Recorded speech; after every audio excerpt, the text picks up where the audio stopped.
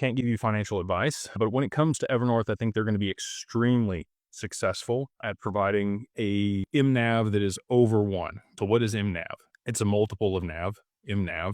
Net asset value is NAV. Like a ETF would trade 1-to-1 with the NAV. So, however many shares, however many XRP are issued per share, as the, price of XRP goes up, the share prices go up in correlation. When you have a DAT like Evernorth, which is a digital asset treasury company, then you can do some interesting things. You can issue debt, you can do convertible notes, you can borrow money to buy the asset and then put it to work in ways that are a little bit more unique than what's available on chain. So like the Solana and the ETFs, they can stake those. Bitcoin and XRP don't have a native staking mechanism. So they're really limited in what they can do to be able to pay a dividend. There is an ETF that does pay a dividend, a 3% dividend on XRP. Not quite sure how they're doing that. I need to better understand that, but that is live. I do think that Evernorth will pay a dividend of some kind, and I think the share price will likely trade above MNAV. So if you were invested in Evernorth, it would be like a leveraged bet on XRP. If they're trading at 1.2 to 1.5 times the net asset value, that's the type of return you'd be seeing as XRP were to move up in the near future, I think.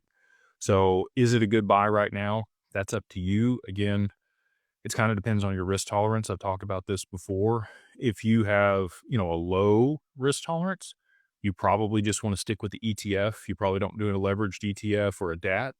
If you have a bit higher risk tolerance, because it can also trade below NAV. Like there's a lot of DATs right now that are underperforming and not doing well because the market's down. So if, you can have like exponential losses or exponential gains, just depends on what the market's doing. So it's a leveraged play.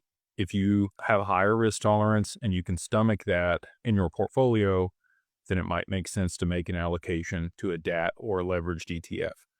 The leveraged ETFs tend to be for like 2 times leveraged or 3 times leveraged XRP ETFs. They tend to be more for trading, right? So if you're holding it, you actually end up performing worse than the asset over the duration. But if you are trading it, if it's inside of an IRA or a 401k, which are tax deferred or tax free, that's a way that you could play those. Again, I would work with a financial advisor. I would work with somebody that's sophisticated in order to be able to trade that effectively and be able to get the most out of it.